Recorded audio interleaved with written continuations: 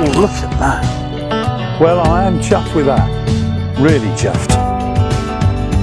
What a fight. What an unbelievable fight.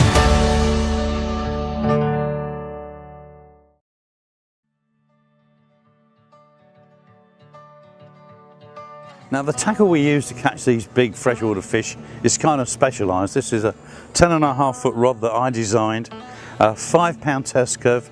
There's also a 4-piece travel version of it, but this is 10.5 foot, 2-piece and 80-pound braid. The reel has to have a very strong gearing system and a good clutch. This is the 9000 Big Boss.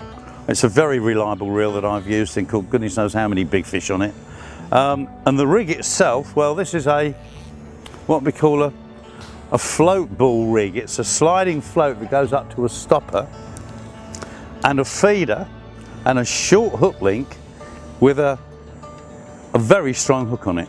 Now what we do is mould the bait around this. This ends up like a big ball of bait, rice flour called lum, and when it hits the surface that signals to the Mekong catfish, the giant Siamese carp, that there's food in there, and they come up and they keep pecking at it, and eventually they take the whole thing in, hook as well, dive down. The float, the resistance of the float against the stopper obviously helps set the hook, and you're playing a big fish. Right, it's essential here after casting to get your line in the roller of the bite alarm, open the bail arm because lots of rods here have gone flying into the lake, and I just clip this into the unit on my drop back indicator. Now another way of using the lum ground bait ball, particularly when you're after Thai species, and in most Thai fisheries this is the most popular rig of all.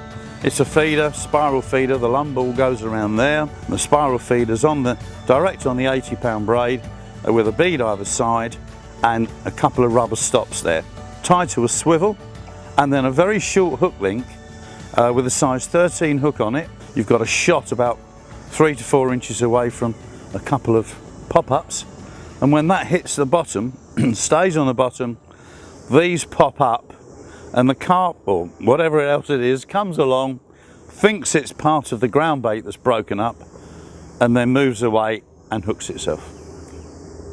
Now when we're predator fishing here in Thailand, one of the most popular rigs is the sliding float rig. The float comes up and hits a stop, and that can be fished at any depth of course.